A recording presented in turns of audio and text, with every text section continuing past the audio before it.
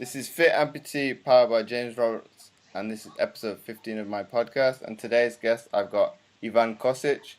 He's a sitting volleyball player from the Croatian national team. So thanks for coming on, Ivan. Yeah, thank you for inviting me. No problem.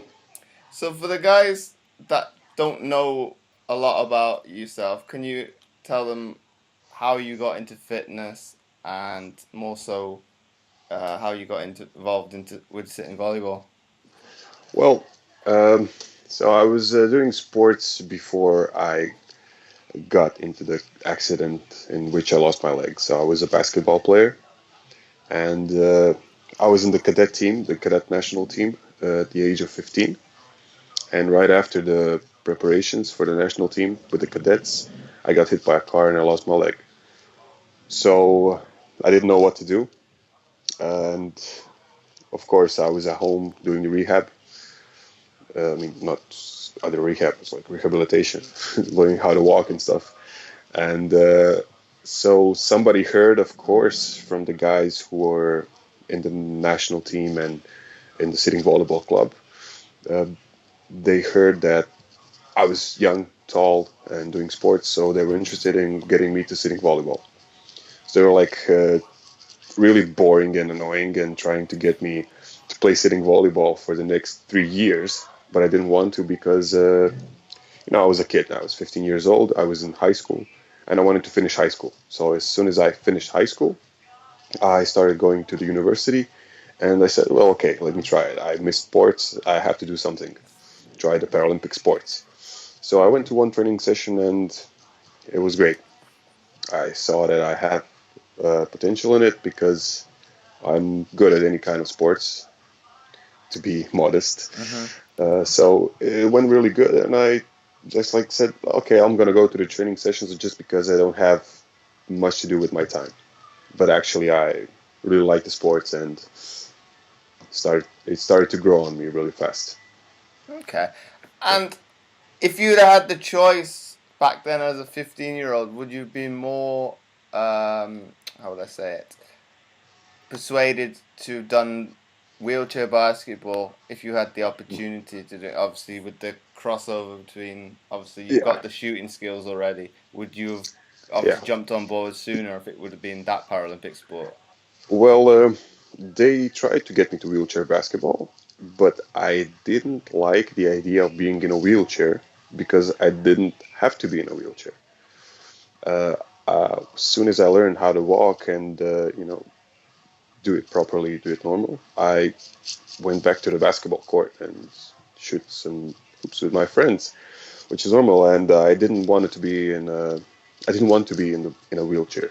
And that's the one thing. That's one thing about the sport which is good. I don't want to be in a wheelchair because I'm not supposed to be in a wheelchair. So just sit on the floor, take your leg off, and it's much more liberating, Okay. at least for me. And then that's probably the misconception people have of obviously of sitting volleyball. Obviously, you've got the likes of wheelchair basketball, wheelchair rugby, wheelchair tennis. Obviously, all are played in chairs. Yeah, Obviously, there's that misconception that sitting volleyball. Obviously, you've got that sitting element within its title is probably classed in that bracket. Is that something you yeah, see a lot with people that you discuss it about? yeah. But I mean, it's a common misunderstanding or a mistake by people because not a lot of people are informed as well about Paralympic sports as they are about normal sports, which was the same thing for me. I didn't know anything about Paralympic sports because I didn't care. I mean, it's a hard thing to say. I really didn't care because there's nothing about it in the media. It's not well covered, except when somebody wins a Paralympic medal or something like that. But you gotta understand that was like, what was it, 15 years ago? So, I mean, the awareness of Paralympic sports is much better now. And they have a lot of, they have better media coverage and everything. So now it's easier to be uh, uh, more informed about Paralympic sports, and especially because of Facebook and all the social media And the way that we exchange information today, it's much more different than it was 15 years ago. That's definitely something I agree with. And on that point of getting it out to obviously people out there, do you believe in Croatia that there's still some way to go to get Paralympic sport on level par with able-bodied sport? Uh, no, unfortunately, no, because able-bodied sport has a lot more money in invested. It's a totally different level, and I think it's never going to be on the same level because I mean, people are interested in regular sports because it's easier for them to play it. I mean, if you want to play sitting volleyball, you have to come, you have to know which clubs are here and come to the training session. I mean, it's free. I mean, everybody can come here and play, but it's not just interesting for people because they don't know about it. And I'm afraid it's not ever going to be on the same level as able-bodied sports. Okay. Certainly, just because of the financial situation and the political situation as well. I mean, politics is everywhere, unfortunately, as well as in able-bodied sports, so it is in the Paralympic sport. That's probably what's not great about sport, obviously, is all the stuff behind the scenes. Yeah, What a lot of people don't see and the athletes have to deal with, probably not on a daily basis, but probably at least at a minimum once a year, is obviously yeah, something political, obviously, be it internally within the team, the yeah. politics that way, or higher up. But I think it's happening in every country, not just. I'm not. I think I'm not just speaking for Croatia. I think it's happening in every country, but people just don't want to say it. I mean, Oh, it's it's one of those things. It's you try not to get too involved because obviously you say the wrong thing and it could have implications for your career down the line. So it's kind of towing, how would I say it, that fine line. Okay, yeah, you might agree with something a teammate says, or you've got a grievance about something, but you've got to look on the flip side. Well, if I say this or do that, what will the implications be on me down the yeah. line? Which is probably not right, but it's what it is. What it is. It's kind I of a mean, beast in itself. it's. I was working as a secretary general for the Sitting Volleyball Federation for 2 years, and I know that I'm saying this because I know it. I know what kind of way politics is involved in sport, and I really don't like it. So it's much better to be just an athlete. But on the same side, nobody cares about it. Let's say the media don't care about it. But in 2011, when I got the invitation to go play for Great Britain, I said, okay, I'm going to do it. I mean, why not? And it's an opportunity. I'm going to take it. Maybe to be at the London Paralympics. And so I went to Great Britain, and as soon as I did that, I was out in the newspaper like I was a trader I was a trader. They said I was like, don't want to play for my country. I want to play for somebody else because of some stuff. I don't have like enough, let's say, conditions. We don't have good enough conditions for training sessions and for games, which is true.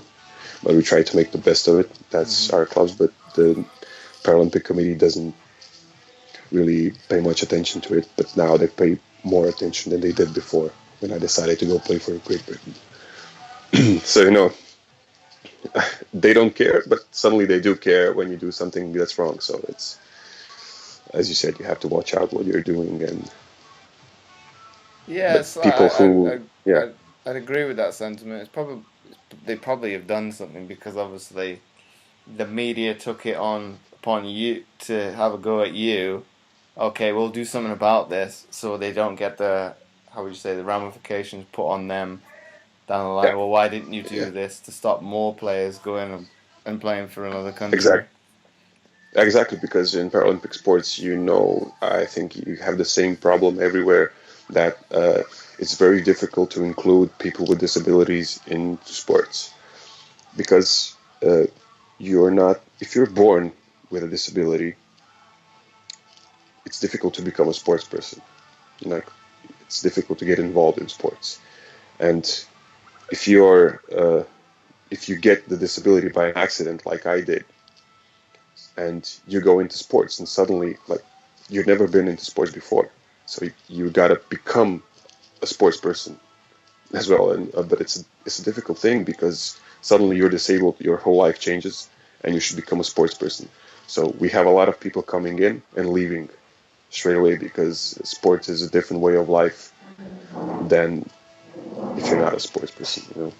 And I was lucky because I was in sports. I was involved in sports before the accident, and I just stayed in sports after the accident, which is much easier for me and for people around me because of obvious reasons. You know, you don't have to tell me a lot what I have to do, how I have to behave. You don't have to tell me to come to the training sessions because I want to. I know what good is going to be for me if I go there regularly and I just kind of build myself into a better player. But that's really a big problem because a lot of people come here and to try to do like sitting volleyball and training sessions, but they don't stay because it's difficult for them. They think it's an easy sport, but it's not. I mean, you can't say for any sport that it's easy. It's You know? well, when you say obviously coming into sport, it's definitely a mindset thing. Obviously, if you're, it's kind of an It easy way is. of It is. explaining it. It's like a small club, and I had somebody say to me just a week ago. Obviously, you've got your like groups within schools. Obviously, the smart ones, the nerds, the sporty ones, as the jocks. Obviously, you're put in that category if you're in that kind of that group to start with. It doesn't matter if you've obviously come over from able-bodied sport and have an accident and then come into Paralympic Yeah. sport. You've already got that mindset Yeah. of sport that you got a drive that you want to kind of have. You've got set goals where you okay, I want to achieve this to progress within that sport. Whereas, like you Yeah. say, somebody coming in to a sport and they've not done anything, well, we'll say recreational at all in their lives, as a little bit of kind of on a back foot to start with, because obviously Yeah. they've got to kind of get that mindset. Obviously, some people can, and Yeah. others can't. Should I say? So for them, it's probably obviously with regards to your club, it's probably very performance oriented because obviously it's one of the better ones in Croatia. So obviously Yeah. you guys have got obviously a target. Obviously we're a performance club, whereas probably somebody starting Always. off might want to see it more as, how would I put it, a hobby or something like that they want to do from time to time. Whereas probably the higher end of your club is a little Yeah. bit further on than that, and some people can't deal with probably the extra pressure of what that brings. But no, you know what we did, which is a good thing. Uh, Luckily, we have enough players so we can make two clubs. So our club Zagreb, that's the club where, of course, we're the champions of Croatia for a long time now because we work the hardest and we train the hardest and we put a lot of effort into our game. And we try to go to international tournaments to get some experience from other teams like Germany and Bosnia and stuff. And next to Zagreb, we have Agram, which is our club as well, but it's for recreational players. So they can play the Croatian League, they can play the Croatian Cup, but they don't have any um, obligations about coming to the training sessions or, you know, it's just like you come whenever you want, whenever you feel like it. They don't have a coach, so they decide who's going to play, and you know it's much more easygoing, but it's much more difficult to play there because there's no structure. Mm. So if you're good enough and if you want to try better, if you want to improve, then you go to Zagreb. and but it's basically the same club because we have the training session on the same court. Okay.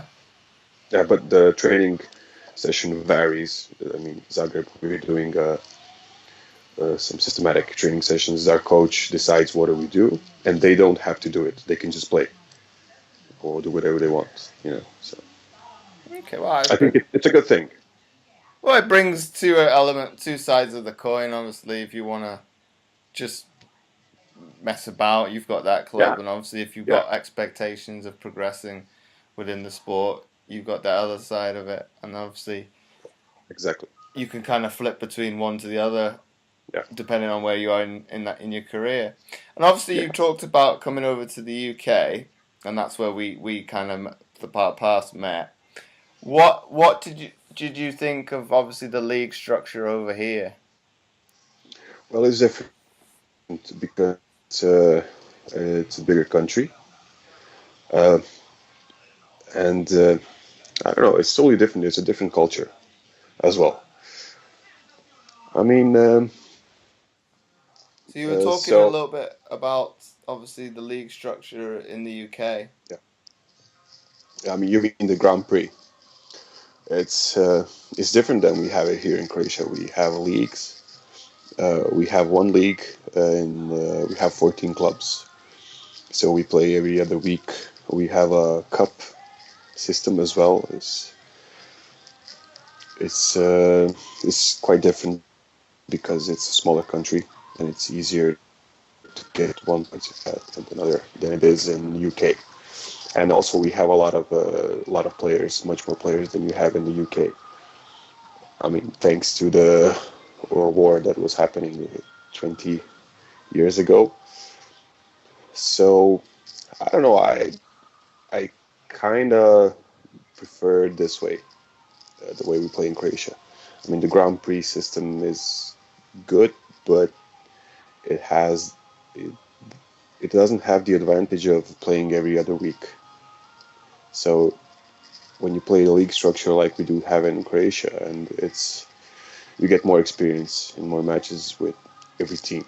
So you play with the really strong teams and you play with the really weak teams. So I don't know. I think it's better this way, but you can't organize your league structure on our way because it's different.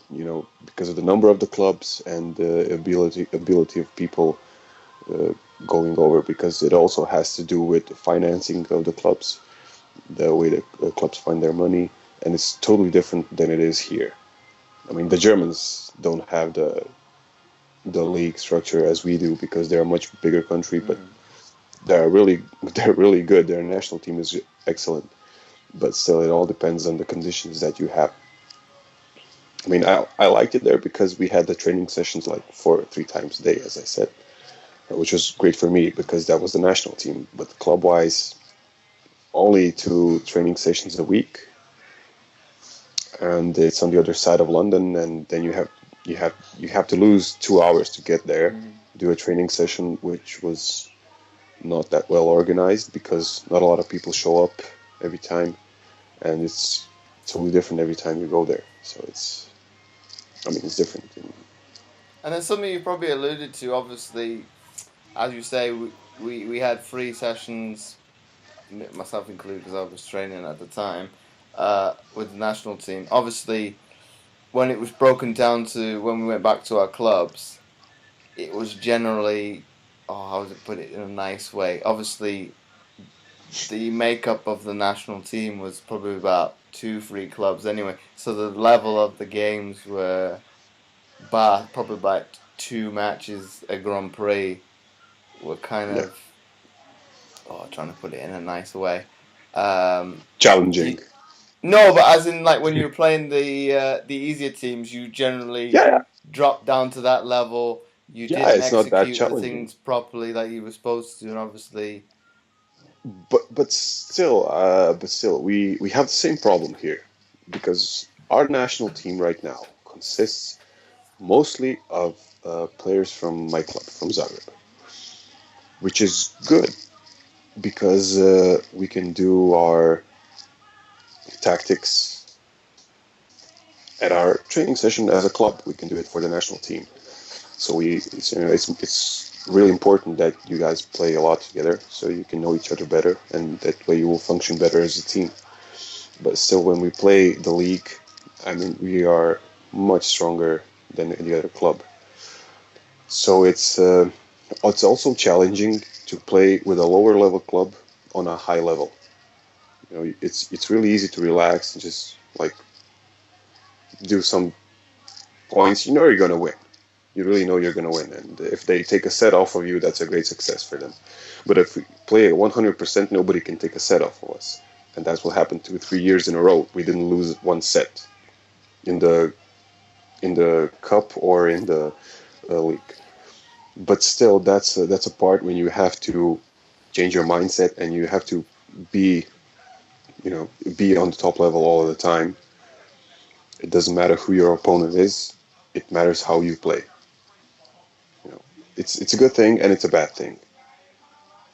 But Well, it's like you say, it's a mindset, but I'd probably be more inclined, and probably the case of probably the rest of the players, if they held their hands up and be truthful. Obviously, most of the time, they don't do that. They go to the level, obviously, of the opposition, and it's yeah, I know. easier because you don't have to execute things as well Yeah, because you're in your comfort zone. So if people are honest, they probably, well, a lot of people, sports people, they yeah, they like to go to that comfort zone because obviously if I can execute a skill at say 60-70% of what I'm capable yeah, of, it doesn't take much effort to do that. yeah. I know. But it's all about what do you want to do if you want to develop yourself as a player. I mean, when you're playing against a weaker team, it's sometimes you go you can pass 2 or 3 rotations without touching the ball, and that's the biggest problem because then you get cold, and you have to move all of the time, and you have to be in the game, but you're not touching the ball. Because it can't even get to you. That's how good you play against the other team. So that's the challenge. To keep it on that level and just move around and watch the game, and try to be ready for when the ball comes to you. And your touch lasts for less than a second, and you have to do it right. So it can also happen on a high level in the European Championship or in the World Championship, against some teams. So I mean, it's very important to maintain it. But the problem is because it's a team sport, it has to be 6 people thinking that way, Mm-hmm. not just one. So if 2 people are thinking that way, but 4 are not, and the game level drops instantly. Definitely something That's the I. biggest challenge. Well, it's the same with any team sport. It's obviously Yeah, you need everybody on the same page. yeah, Whereas that's probably what obviously it's easier for the individuals that compete, obviously, because they don't have to. The only person they have to worry about is themselves. If they drop, that's the is only their person fault. they've got to get back up. Whereas if you rely on somebody else on that day to compete, they have a look. They're off by 1%. Yeah, It can have a massive impact on the overall outcome. yeah, and So that's one of the problems in this sport because it's much more difficult to get to a higher level because it's a team sport, of course, and that's why people find it so challenging and they quit easy. Because if you okay, don't get into a good team straight away, like I did, uh, it's there's a bigger chance that you're gonna drop out from sitting volleyball and you're gonna go into athletics or some individual sport. I mean, you know that you have people who are who just joined sitting volleyball and they start playing and they suddenly realize, I mean, it's not going to be that easy to get some kind of success, to get the Paralympic medal.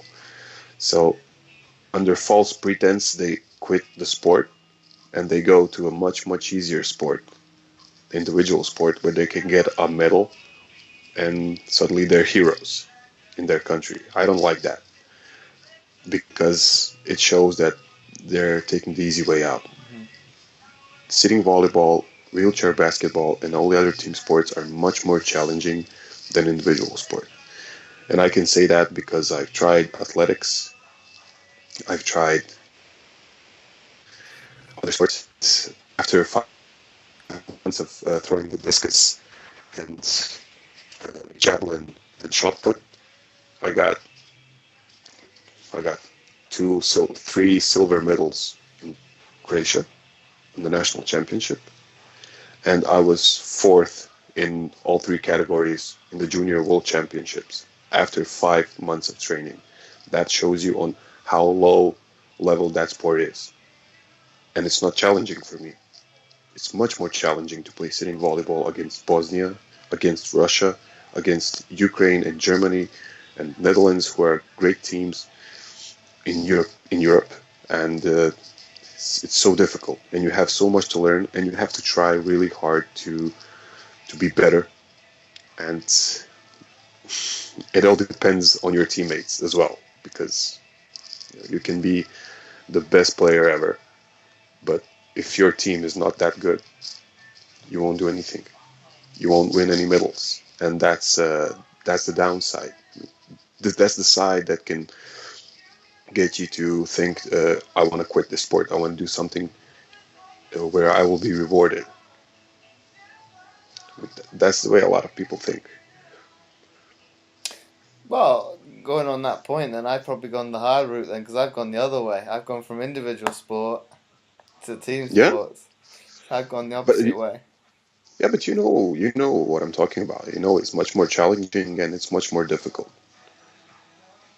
Well, I kind of emphasize your point. Obviously, if people, like you said earlier in the show, about obviously people think sitting volleyball is easy. I had that mindset, if I'm honest. I was watching the games when I was competing out in Beijing. I thought, oh, this sport looks easy. But then when I actually tried it and fed back to the guys from rowing, when I've actually done it, I'm thinking, I may have knocked it at the time, but it's harder than it looks. And then Yeah, obviously, as I've progressed, it's yeah, become easier. Obviously, now I've and retired from the sport in general at the elite level. I probably but it could, also becomes much more fun I probably could with still time. do volleyball, but not to the skill sets are not there. Yeah, But then that's as like you probably attest to as well. That's when you get frustrated. Oh, I used to be able to do this, and I used to not. And it used yeah, to be easy, so you get more yeah. frustrated with yourself. I mean, you think it's easy, but when you sit on the court and on the other side you have Iran or Bosnia or Russia, and when they hit the ball at you, then you just want to go off court because it's not easy. It's difficult, and I mean, it's far from easy. That's what I like about the sport. Oh no, I've always liked to play against the better teams, better opposition, because I like to test myself against. No, Uh, I do that. I like that as well. But can you put yourself in a perspective of somebody who thinks it's an easy sport and goes to the tries to play the top level against top level teams? oh yeah, It we can be brought very discouraging. brought down to earth very very quickly then. Yeah, Because obviously we've had obviously for like training sessions with GB, we've had able-bodied people who've been standing players come in and train, and obviously they've been playing it. What was it, for example? I think it was 10, sometimes 20 years, and obviously the skill set are there.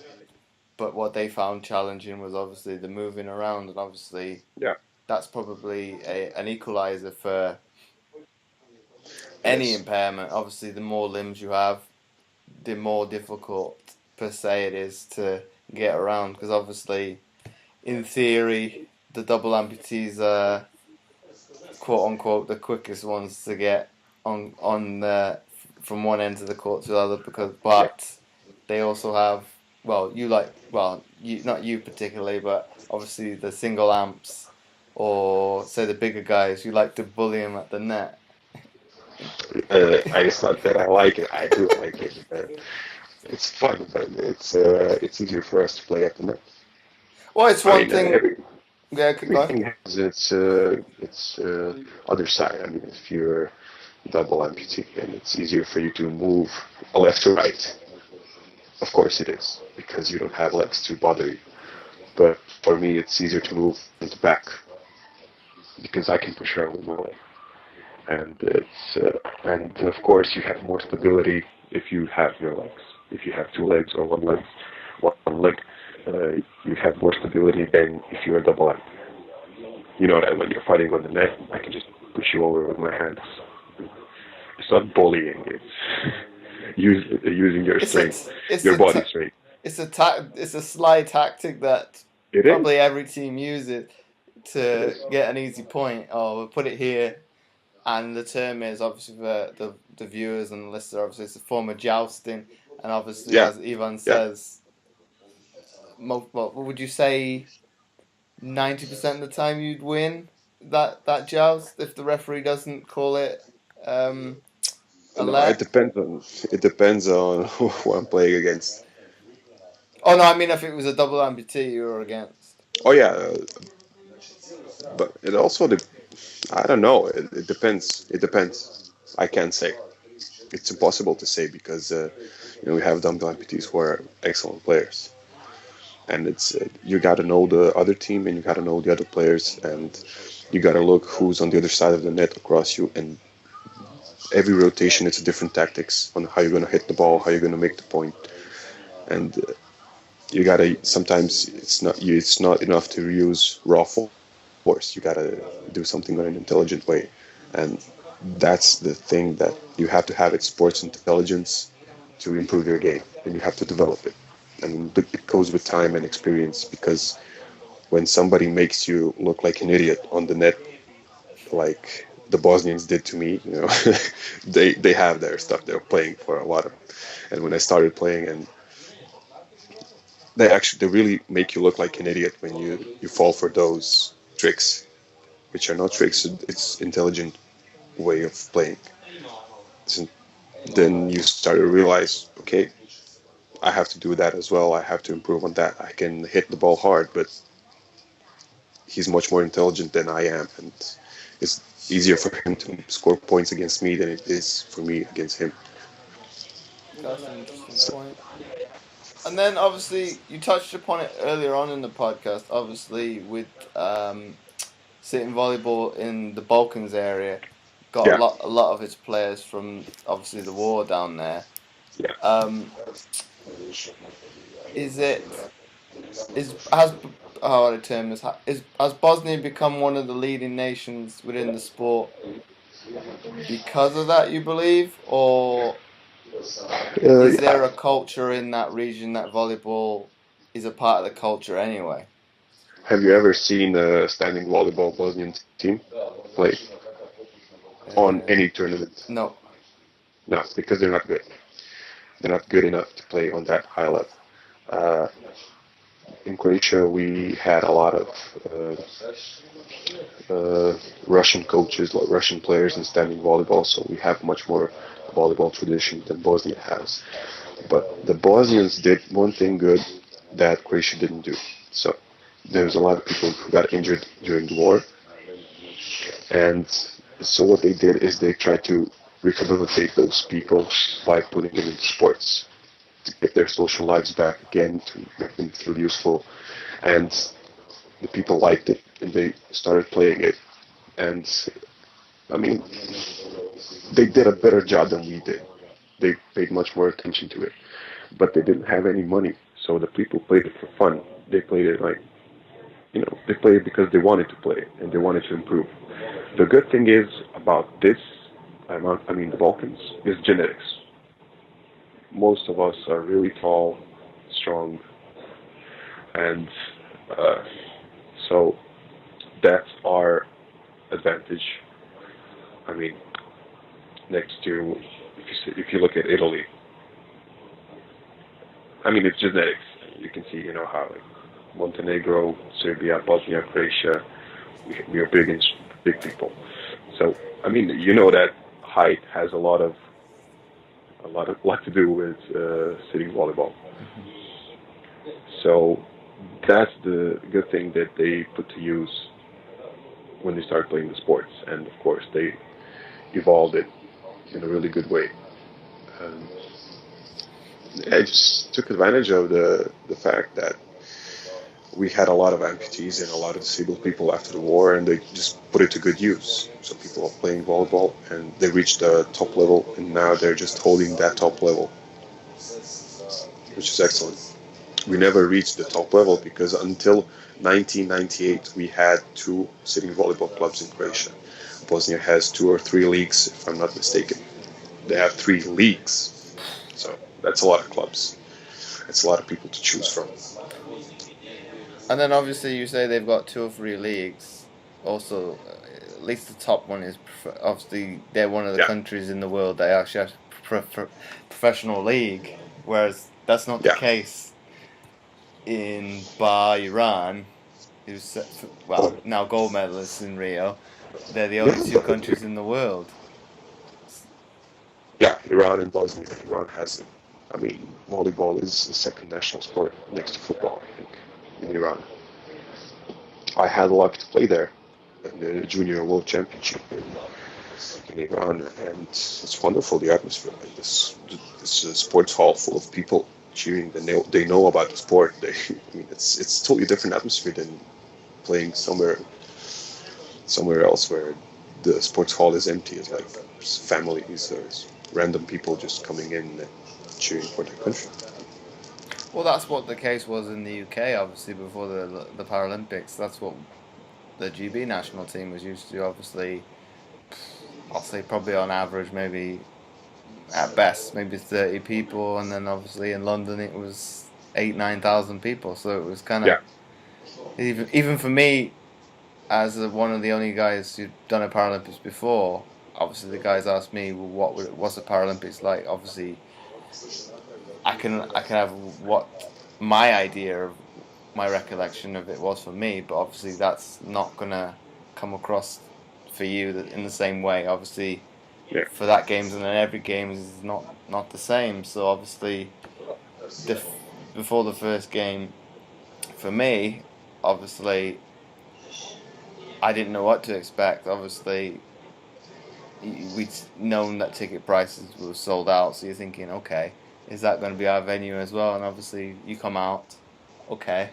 I wasn't expecting this many people, but yeah. once we relaxed and got into the swing of it, obviously, if I'm honest, we've played Russia, I don't know, 5, 6, 7 times. Obviously, that's probably the worst I've ever seen them play against us. But then probably it was having that partisan crowd on It them. makes a lot of. Obviously, makes a massive difference. So It is. obviously, It does. But you know what GB has done great? They advertise Paralympic sports before the Paralympic Games. They're really good marketing. They did really good marketing on the Paralympic sports. That's why the venues were sold out, and I find it amazing. I find that great. That's the thing that Brazil didn't do. They didn't advertise the Paralympic sports enough, and their venues were not full, as it was the case in GB. oh yeah, but with that relation to that, it's probably because it was for us how they marketed it. It was obviously Paralympic sport coming home, so it's kind Yeah, of yeah, a win-win situation, and obviously it was building on the success of the Olympic team and obviously how yeah, well they did. Obviously, people were like, okay, we want some more of this. Obviously, you had that 2 week gap in between. Okay, let's get behind the yeah. British team, and obviously, how would I say this without being quite unpolitical to the Olympic team? Obviously, they've got their medal target. Obviously, within the Paralympic sports, well, we know we're going to beat that. That whatever the Olympic team get as a total, I kind of used it, not in an arrogant way. I said to Yeah. somebody, obviously with Rio in mind, I think the Olympic team got like 50 odd total medals. I said, well, okay, the Paralympic team will beat that within 4 days, Yeah, and yeah. obviously they did. So it's kind of we've got a But stronger Paralympic team than Olympics, and it's you probably the do case have, for a lot of countries. That's true. And also the thing that I said before is the competition on some of the sports is not on the best level. You know. So it's easier to get medals. But your problem and was that you were founded GB national team in sitting volleyball was founded when they realized that there's going to be the Olympics in London and the Paralympics in London. So you don't have the tradition of playing. So you were that's a big problem because sports shouldn't be Paralympic sports shouldn't be founded just because somebody is going to be the host of the Paralympics. It's probably a short-sightedness from somebody, probably with regard to that.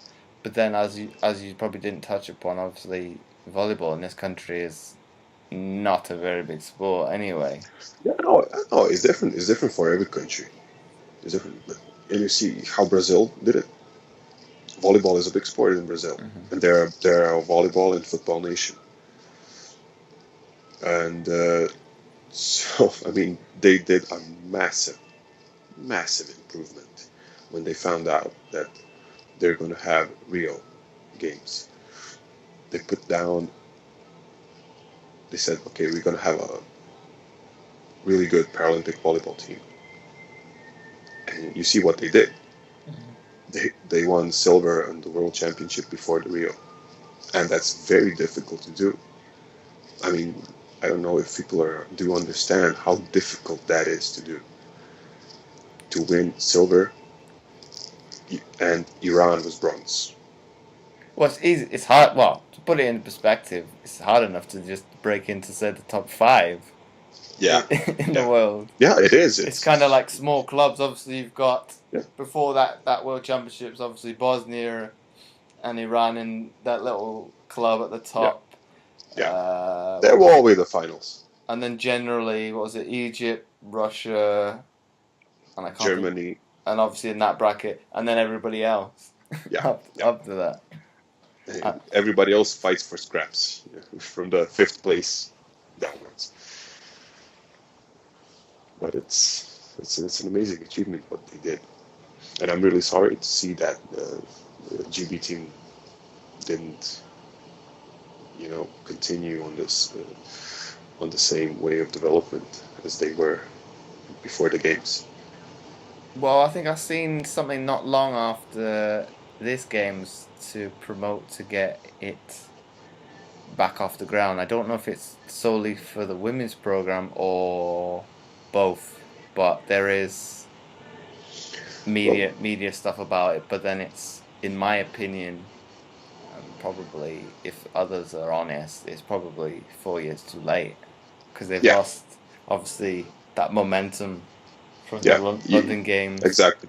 And then obviously you're already 4 years behind all the other countries to start with, and then you're kind of, unless you can persuade most of the players that were leading into London to come back or stay in the sport, you're starting from scratch again, and obviously the money is not there what it was for London, so you're kind of starting off on a difficult foot to start with. That was my next point, is funding the federations.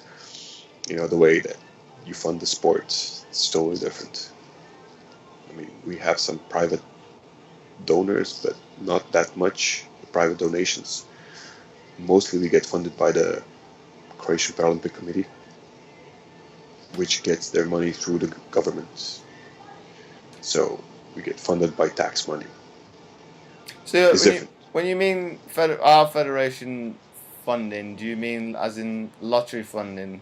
Do you mean that? Yeah. That has only come about because of how poorly the Olympic team did in Atlanta. So it's only, if they'd had probably an okay games, would that exist today? Who knows? Yeah. But then obviously we've built upon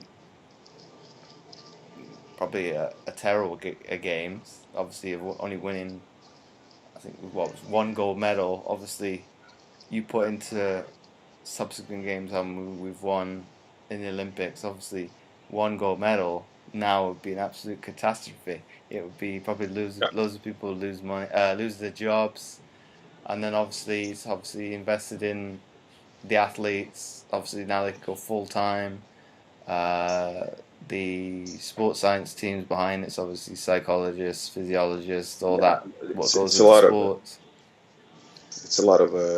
people working around it, but you have to understand that everything is starting from a club level. Over here, we're not paid to play. We don't get any money to play. This we do it for fun. We do it for the hope that we're going to win a medal on the European Championship or World Championship. That we're going to improve, and when we do that, then we get funding. Like athletes, we get funding, and our sports gets more funding. So it's basically our goodwill and our desire to improve that keeps us going at a club level. And fortunately, we have a good club that and that gets.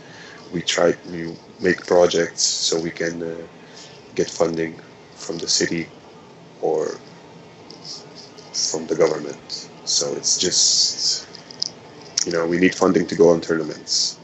And if you go on tournaments, you have to make the sacrifice to come to every training session to do the most you can so you can make a better result. And in the end, so you can prepare yourself better for the Europeans or the World Championship. And that's it. So it starts on the club level. And if it starts on the club level, it also starts at every person. You know, you have to decide for yourself what are you going to do and how you're going to progress and what are you going to give to the team and to the sports generally. Well, that's an interesting one you bring up with club level. Obviously, probably that's where investment should be probably more heavily invested as opposed to the top level because obviously if you've got a greater um, how would I put it? If you've got a greater depth of talent at the bottom, obviously as you progress higher up that pyramid, you'll have more athletes to choose from as you Yeah, progress up. So it's more, it's something obviously we do. I won't say we do a fairly good job, obviously, with funding within grassroots sports. Obviously, it's at the top level. It's heavily centralized funding, obviously, with UK sport. But then, obviously, at grassroots, each home nation focuses on yeah, their their own uh, their own little niche. Obviously, Wales look after itself. England will look after itself. Scotland and not forgetting Northern Ireland as well. So obviously, they all look after their grassroots. Obviously, some sports will get more money than others, but that's generally the case with even at the top level, it's based on results. You bring in yeah, results, you get more money. Okay, yeah. it's That's the way it works. It's everywhere. well, it's something it's something it's a system I agree with. Obviously, that's how life works. Yeah, yeah. You do your work. You can't be rewarded for something you're not good at. It makes no sense. So you have to try work hard to be better, and then you can get the reward if you make a result. Some people are expecting to get rewarded just because they're here. People are unrealistic. Yeah, but that's if we look at that one. Obviously, with people want something for nothing. That's Yeah, probably yeah, what's wrong with society now. It's yeah, going that way. Oh, I don't need to do that. Somebody else will do it for me. yeah, Whereas in the old days, obviously your family, your friends, they looked after each other. yeah. Whereas now it's going kind of the total opposite way. Now, why should my That's, family look after me? That's what the government's for. but that's also one of the aspects of being disabled. I mean, you really shouldn't expect anybody else to look after you financially or any other way. You're you're no different. I mean, some things are a bit difficult for you, more difficult than for other people. But still, why should it change? Why should I get something because I'm disabled? Why should I get funding because I'm disabled? I mean, this is sports. Sports is different. Sports is you get funding for results, and disabled people don't realize it, and that's one of the biggest problems in disabled sports is that disabled people are not actually sports people. They don't have the mindset. What we were talking about earlier. Mm-hmm. So there's it's a lot. It has a lot to do with psychology and changing the way people think about themselves and about others and their role in this sport. Like, you should be grateful for me coming over and wanting to play.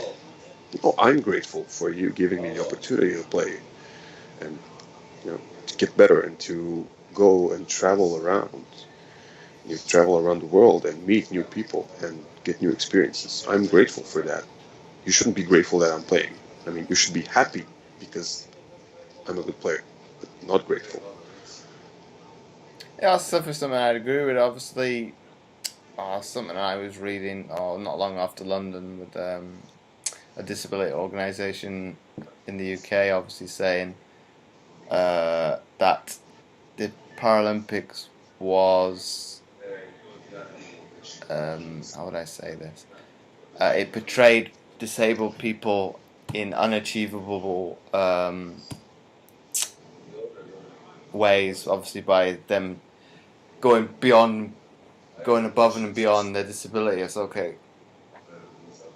Yeah, I can agree to that to some degree. Okay, Yeah, that's your opinion. Yeah, I can accept that. But okay,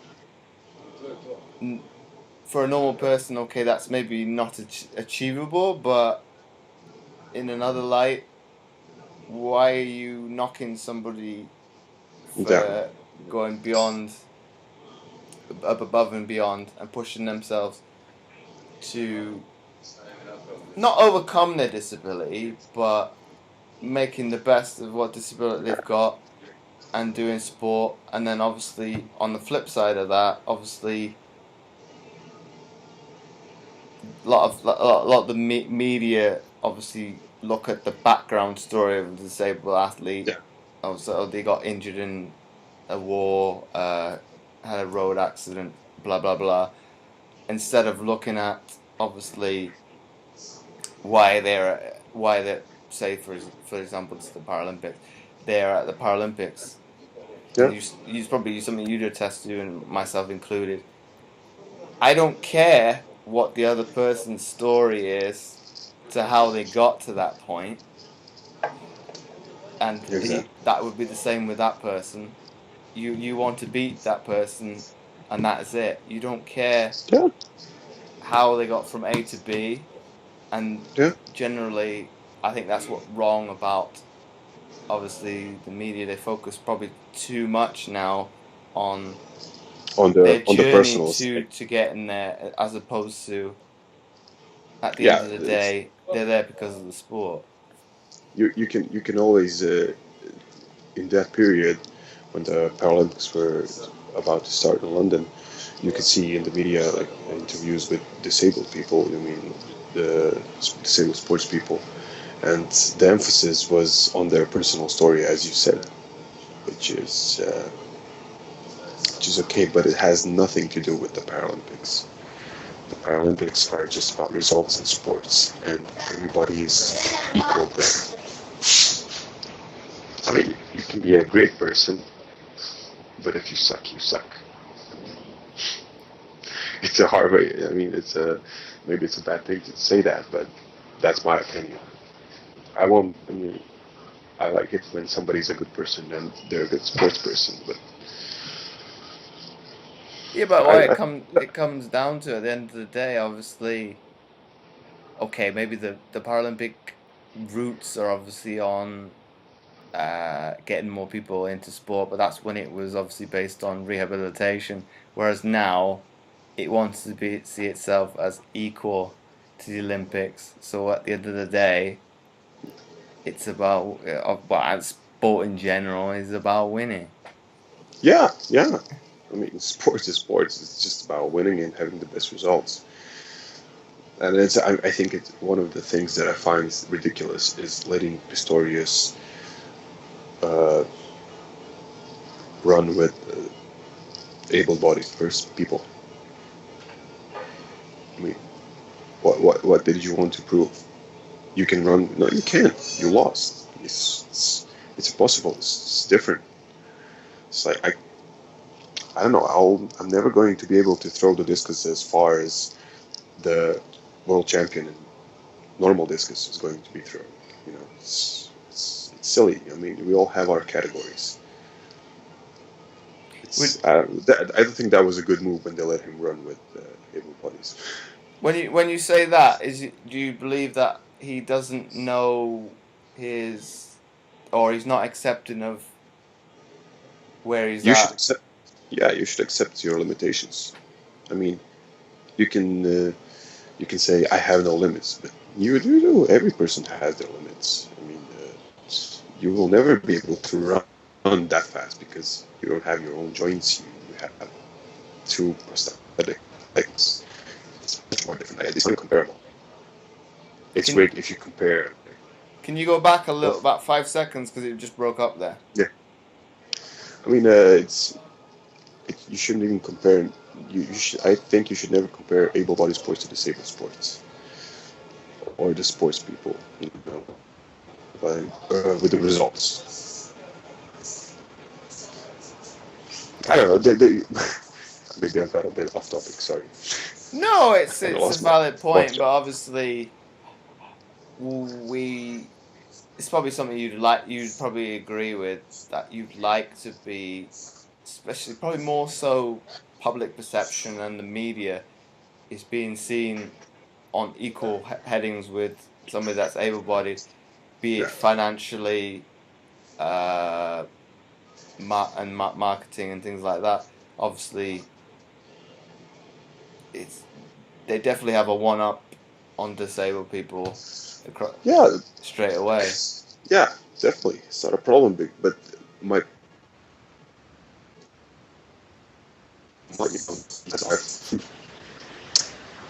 certainly I am not that good because into Paralympic sports. I don't like Paralympic sports that much. I don't find them interesting.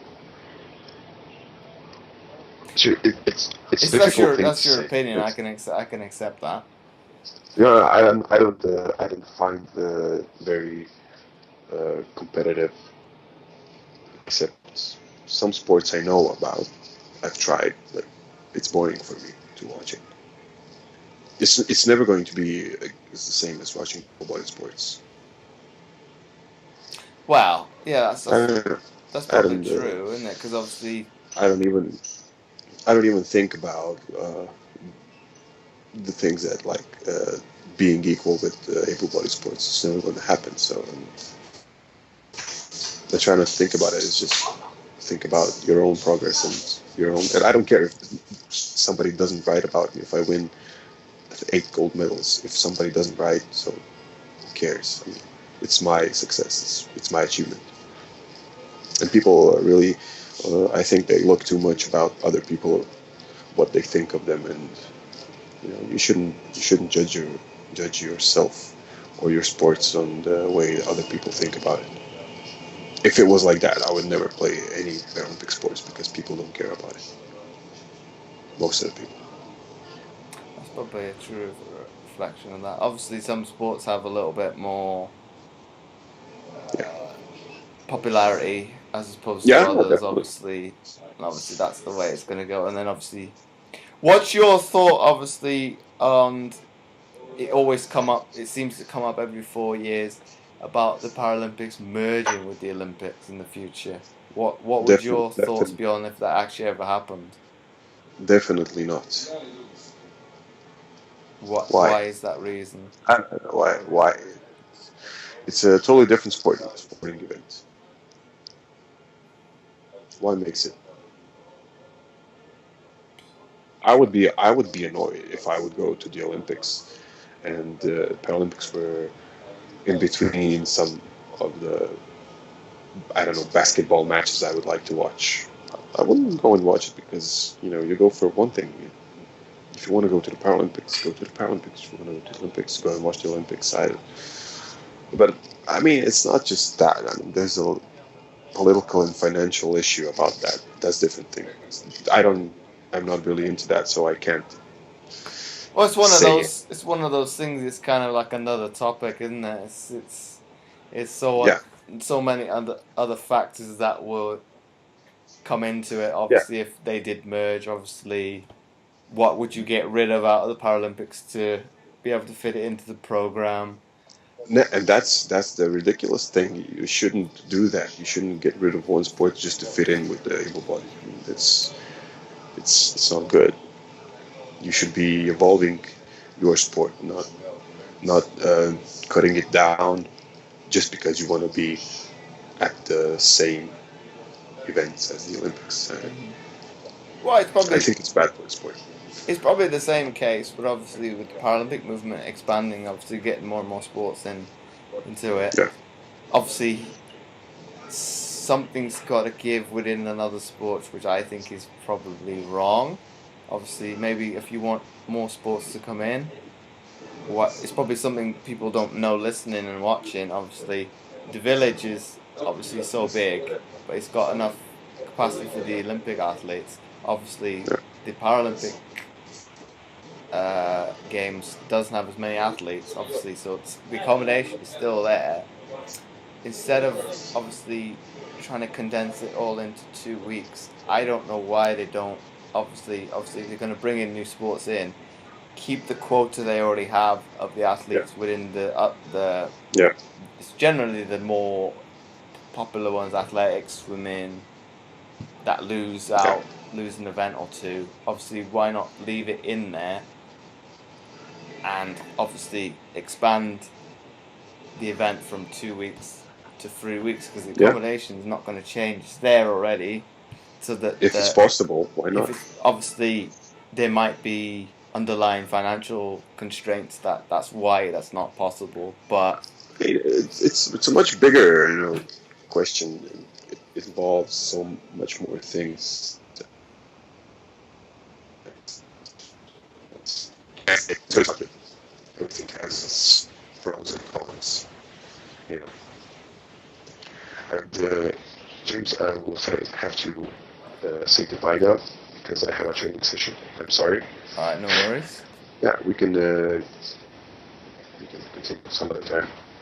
Okay. It's not a problem if it's necessary. And once again, sorry for my English, and thank you for having me. No worries. Thanks for coming on. Yeah. So, if anybody wanted to get in touch with you personally to ask any questions or something like that, how would they go about getting in touch with you on social media? They have to go to the bathroom, look in the mirror, and say my name for 3 times. No, and I on social media, I'm on Facebook, and try to find me either over you or somewhere. I don't know. It's not a problem. So thanks again, Ivan Cosic. You know my contact, so yeah, you can give out the contacts if anybody needs it. So once again, thanks again for taking your time to come on the show. So thank you for inviting. No worries. So for anybody listening, this podcast will be aired every Thursday, and until then, I'll see you next week.